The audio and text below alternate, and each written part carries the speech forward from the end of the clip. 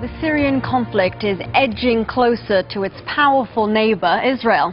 Syrian government forces have retaken a crossing between Syria and the Israeli-occupied Golan Heights.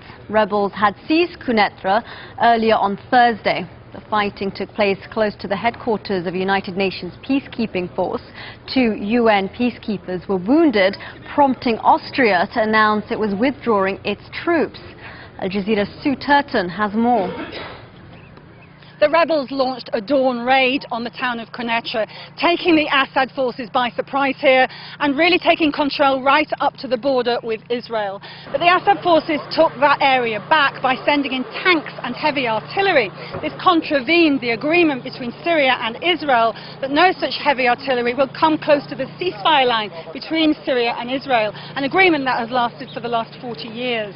But it now seems that the rebels have been pushed out of Quneitra and are fighting further up the Israeli border, all the way further up along the line, along the fence.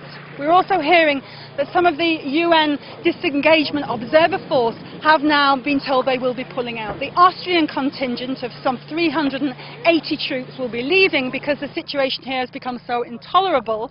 The Secretary General of the UN, Ban Ki-moon, is very concerned about the situation here and what this means to a group that has been patrolling this ceasefire line for the last 40 years.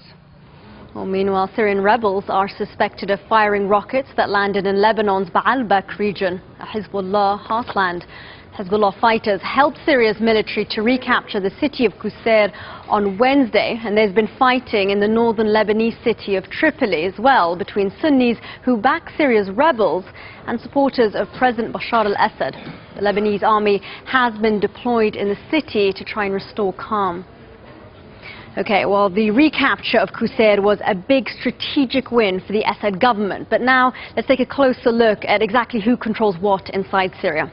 The areas which are currently rebel-held are mainly in the north and include Kamishli on the Turkish border, which has a large Kurdish population, and Idlib, which was one of the first to join the uprising. Regime-controlled areas include the capital, of course, Damascus, as well as the large province of Hama, and the coastal cities of Latakia and Tartus, home to a major Russian military base. But many parts of Syria are still contested, the major front lines being Homs and the country's commercial hub Aleppo, and then of course in the south there's Deraa, the birthplace of the uprising.